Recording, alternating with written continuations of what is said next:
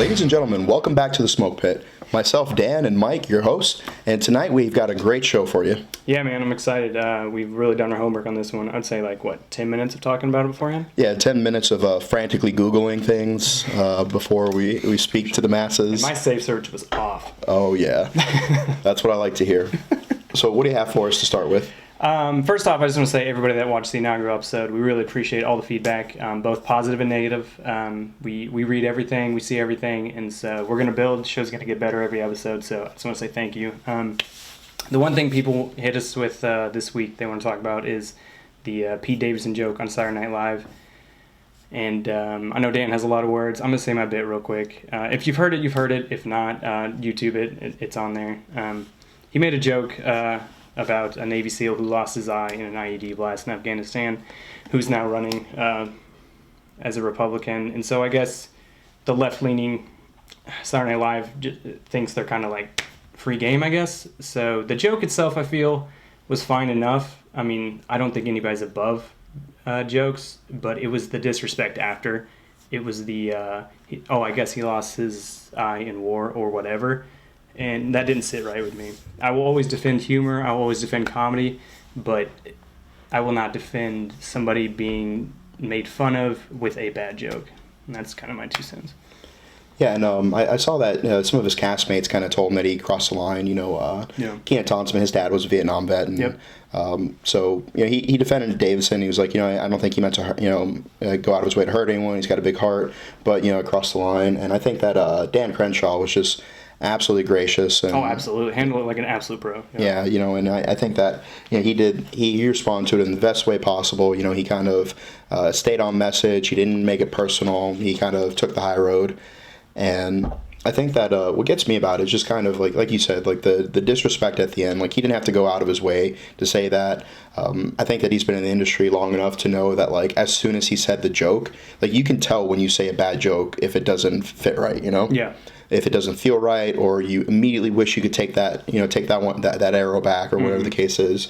And he didn't do anything to cover up for it. He'd be like, "No, I'm kidding," or whatever, like, "Please don't kill me," at least, some sort of tap dancing. Mm-hmm. And I think what was worse is, like, the people who were encouraging it, that were laughing. I think people like that, they were caught off guard and a little uncomfortable, maybe. And maybe if you listen to the audio, there was a couple of gasps, if you know what I mean. But honestly, the SNL audience isn't, I assume, a bunch of Navy SEALs, so it's not going to hit them just as hard. Yeah, and it's like, I mean, I personally didn't think the joke was that great. Right. And whenever you're doing something in front of a live audience, you drill jokes, you do things. Like, I feel like, at what point in time did a writer write this, and then it got pitched to the executive producer, or whatever the case is?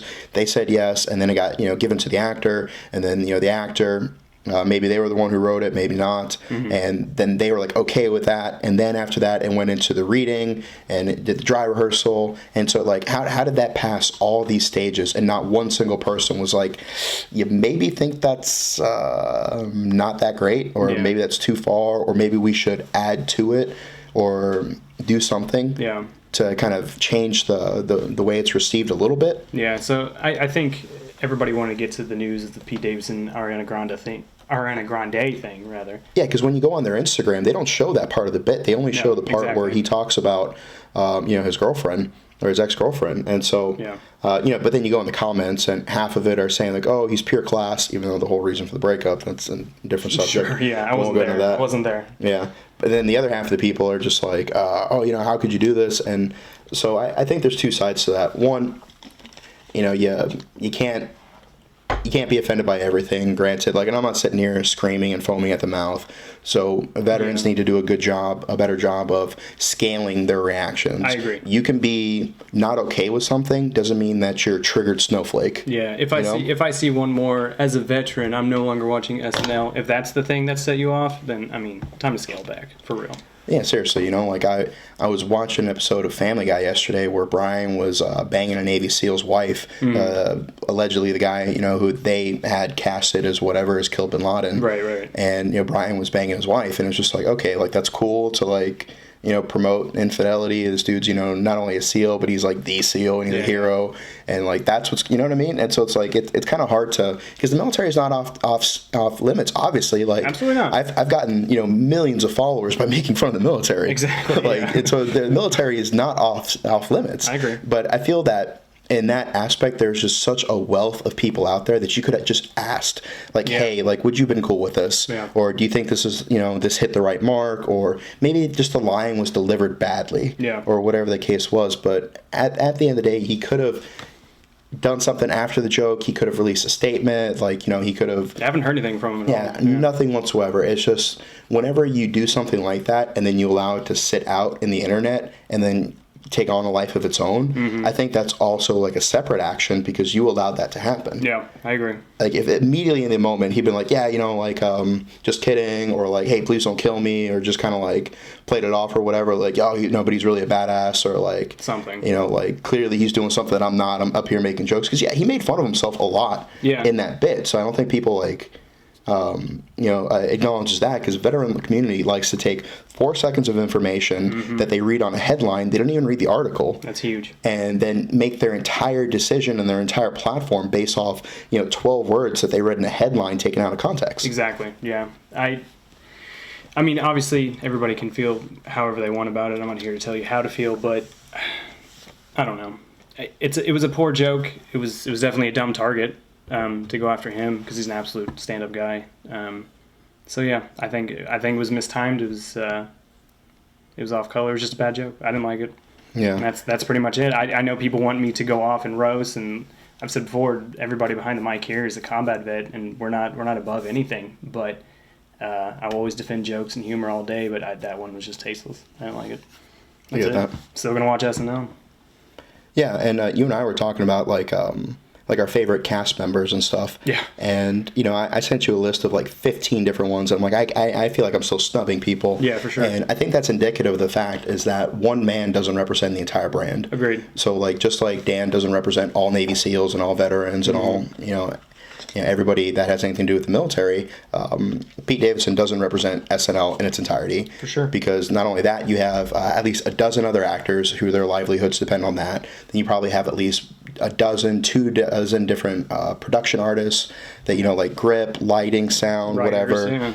Then you have and then you have the dozens of writers and the producers and the editors and all that stuff like that. So to be like, cancel SNL and it's like, okay, like you're mad at 4 seconds of dialogue from one person and you want to punish dozens of people for it, right?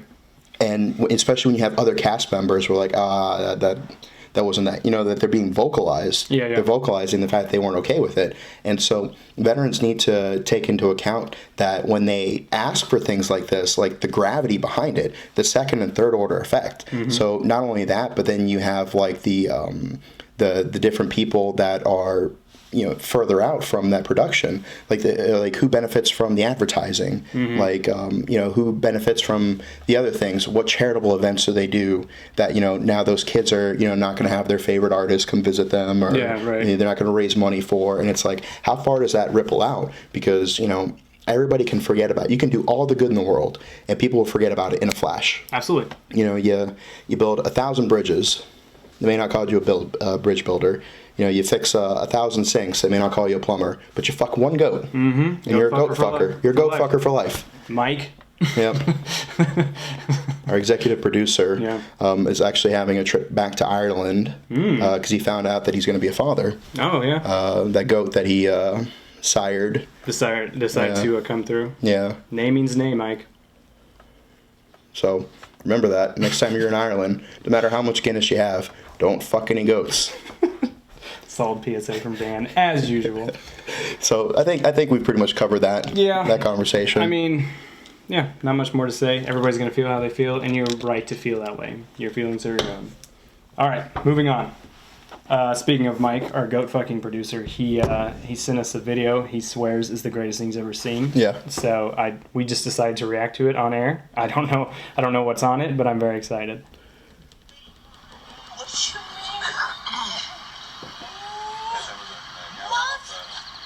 My dad looks terrible. So people listening, there's a a guy on drugs just kind of... He looks like he's in Florida. For sure, yeah. I feel like I rode my bicycle down the street. It looks like St. Pete. Yeah. So he's got like Ghostbusters pants on, just a black t-shirt. I can't even describe that hair.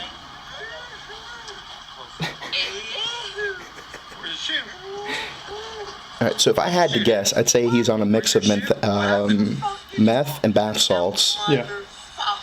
Hey, dude, guess what? Dude, seriously. Calm down.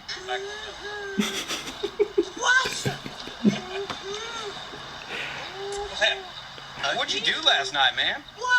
What'd you do last night? Last night, more like 10 minutes ago. Hey, this isn't good for my business. He's in front of the business. This is good promotion, I feel. Yeah. This dude is on Jupiter. I love it, man. Yeah. Yeah. Hopefully our EP can put the video in the Yeah, no, he said it would be yeah. able to. So y'all can see this too. So essentially, for just those listening, it's a guy on drugs just scooting on his ass, Sir, I'm making gonna the have to greatest ask you to sounds. leave the property. Yeah, he's gonna listen to that. No. See that's what like white Floridians tell minorities before they shoot them. Right They'd before be they- like, yeah, officer, I asked him to leave my property. He's like, why'd you stop recording right after that? Yeah. Have you ever been on YouTube? Two random guys fucking podcasts. Like, hey, goat fucker, can we get this guy on the next show? Yeah, for sure. Like, is there any chance? I think we can track him down. Yeah. I feel like Legend if we has it just, he's still scooting across St. Yeah. Pete to this day. I just feel like if we dangle a bag of meth outside the studio. Yeah. that- If not him, one of his cousins. Yeah, somebody who knows him. Oh, he's moving now. Picking up speed. Yeah, he's moving now. Like, he would at least be in 4th place if this was Mario Kart. Like, he's moving. He just remembered he has a job interview. Oh, there's a cop car. He's going up to the cops. He's chasing the cop. I got a video for you. He's a fucking psycho.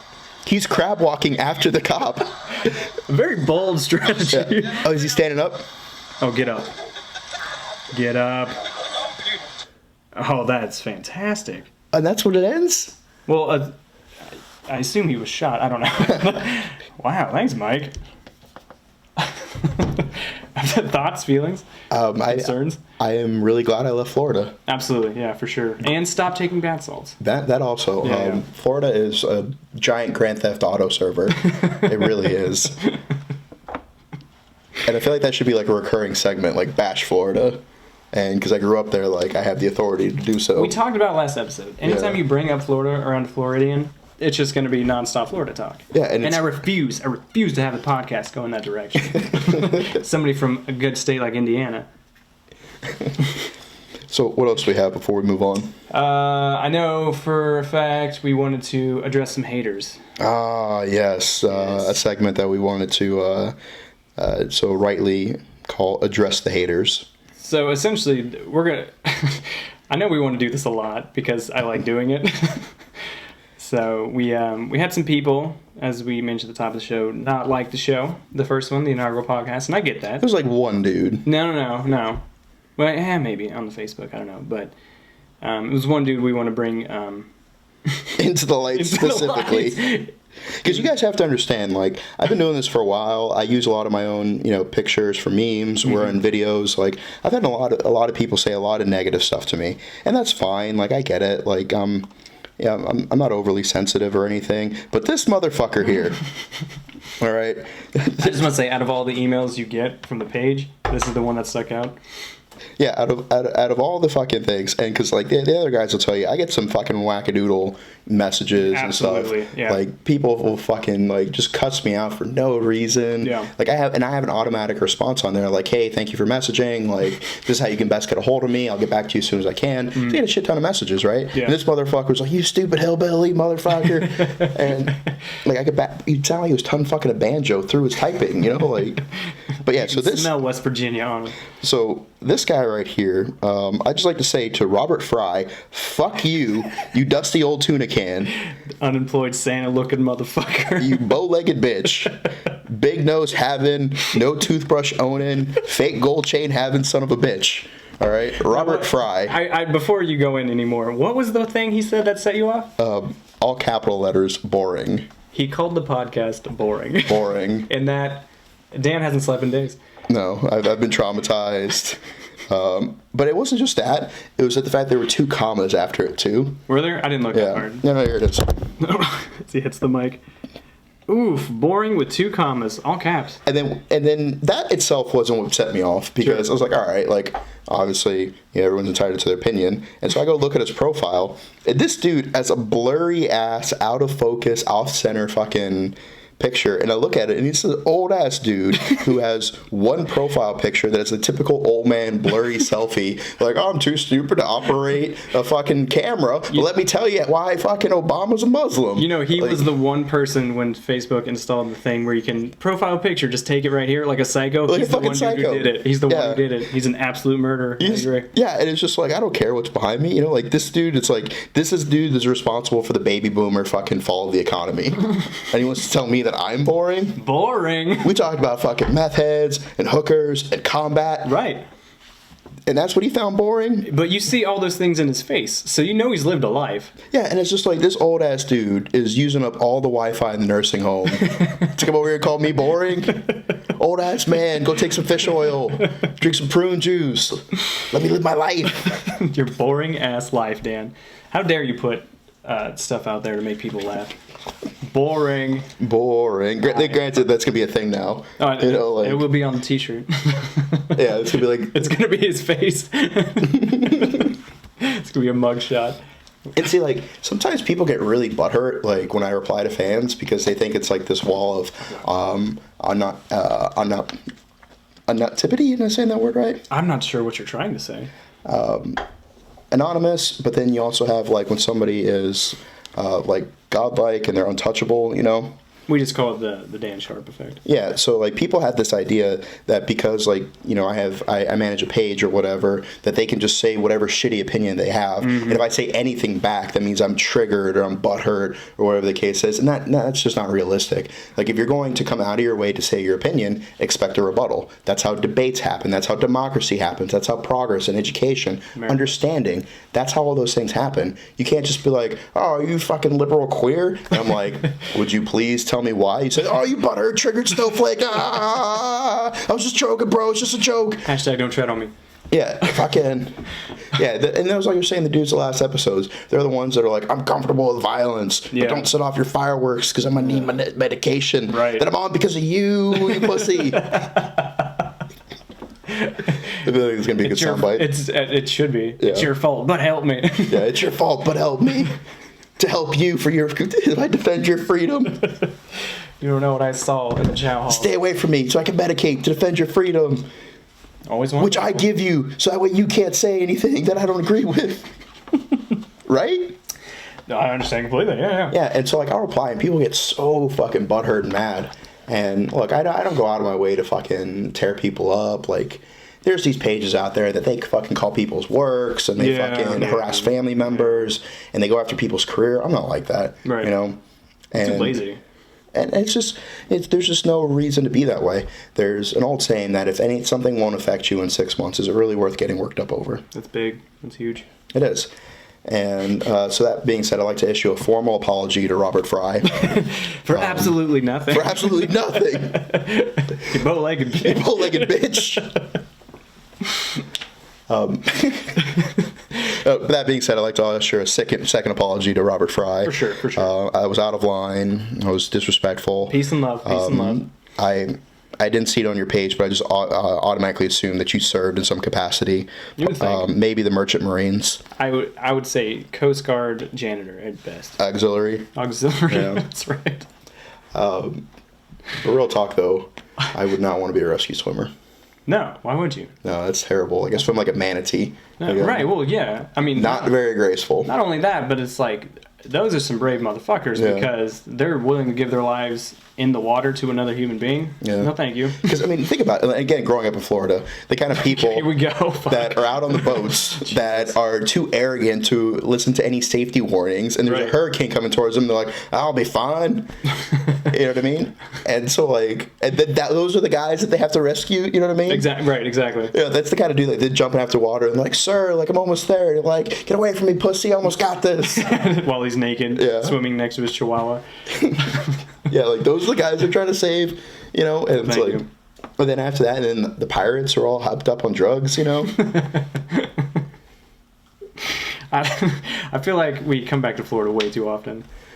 Well, I think this was more of the Coast Guard, you know? Oh, okay. Yeah, because you got some dude, you know, in the Army who's just sitting there mopping a motor T-bay, and he just stops and he goes, fucking Coast Guard, and just, like, keeps going, you know, like, takes a phone out of his pocket, double taps a meme saying Coast Guard's not a branch, goes back to mopping, you know? Right, yeah. And meanwhile, you have dudes, like, out there stacking pirates and, like, rescue swimming people, you Yeah. know, and, like, banging hookers. I personally love the Coast Guard. So Yeah.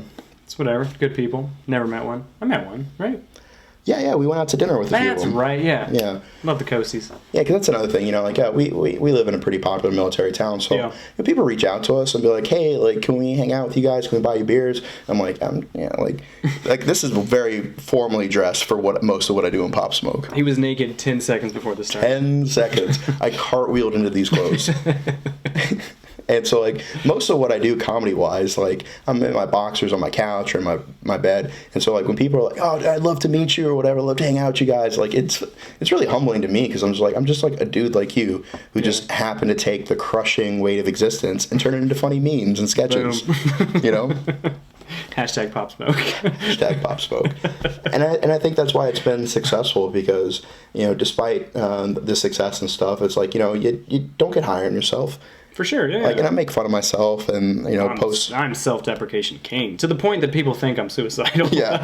like, Mike, cheer the fuck up. No, seriously, like, people do this, like, tick the thing on Instagram where, like, Instagram suspends my account until, like, I check a box saying I'm not going to kill myself. Right, yeah. And, like, I acknowledge that there's resources out there. That happened to me 12 times in one day once. 12 separate times in one day. I had to tell Instagram, like, there's some dude in Silicon Valley who's just, like, Yeah. really concerned about me. Well, you know what, Brett? He worries. Brett, like, I don't know what you're going through, bro. Yeah, exactly, but you same posted a Z's. lot of suicidal memes today. Samesies, yeah. Literally, you know, like, I'm just, like, listening to Lucid Dreams. Yeah, on repeat. Yeah, on repeat. My room just viciously On crying. vinyl. My Glock just shaking in my trembling hand, you know, like. And then I would just remember, like, I hear the ding in the microwave. I'm like, nachos. Not just right, yeah. DoorDash, my Taco Bell's here. Yep. Hell yeah. Reason to keep living. So we appreciate everybody turning in. Do we got anything else for them? Nah, man. We wanted to make just a quick episode today. Just hit those things. And I read all your stuff. The executive producer reads your stuff. Dan reads your stuff. So keep the suggestions coming. Keep the comments, both positive and negative. Robert Fry. Bow-legged fuck. You bow-legged, beautiful son of a bitch. Don't sue me, motherfucker. I don't think he knows how anything works. No, I don't think he knows how most things work. No, but that's it, man. I have a good time doing this. I know Dan does too. I'm speaking for you now. Yeah. Yeah. I think keep the legally comments coming. speaking, as far as public relations go, you should really talk. Yeah, because you're like, oh man, like, I don't want to call anybody. I'm like, fuck this individual in particular. This is your brand. Yeah, I know. Like, CEO, bitch. Like, I have more to lose than anybody. Yeah, well. And I think that's why people tolerate me. Because we love you, Dan. And we love you, the listeners. Yeah. So we appreciate it. I'm good, man. Anything Yeah, else? thanks for all the people who responded, saying what they want us to talk about. Yeah. So that being said, if you find a cool video you want us to react to, if there's a hot topic in the news you want us to riff about, like, whatever the case is, and here in the near future we're going to start bringing on guests and try to make this entertaining for everybody. So you have suggestions if there's things you want to hear, because granted, like, people always want to make things specific to their niche, but like, oh, you should make this meme, and I'm like, well, that'd be really funny for like the 10 people who have your MOS, but nobody else would get that. 10 people in your platoon or whatever. Like, I have 26 different countries that follow me, you know, like, I try to make my humor as general for everybody to appreciate. Like, I got a follow request today from the official Instagram account of the Afghan Army. Good. It had a couple thousand followers too, which, Well, right, yeah. which, I mean, I doubt that's the official, but like, it says somebody's official, trying, Dan. yeah. Like it had like a blue checkmark emoji, not the actual verified. Oh, Like that's savage. That's so clever. yeah, like somebody like put the emoji in there, like a checkmark. I'm like, about to be verified after this. yeah, that or suspended. A little both. Instagram verify me. Robert Fry is just sitting there clasping his clammy hands that smell like Preparation H. CEO of Instagram, Robert Fry. Shit. Oh man, yeah. So we, I try to make it as general for everybody. So if you're, if you're in the UK, Australia, Russia, Germany, any of these countries that follow me, at the end of the day, like as long as we're not nuking each other, we're really just one team, one fight. Absolutely. Because I mean, let's be honest, the real enemy here is the bugs on Clendathu. God. So the sooner we create like a global republic, then the sooner we can fight the bugs. Listen up. Because the only good bug is a dead bug. Very well said. Very well said. So that being said, I'll close it out with this. All hail the infantry, the poor bloody infantry. Tonight's episode of The Smoke Pit is brought to you by Strike Force Energy. Kick the can.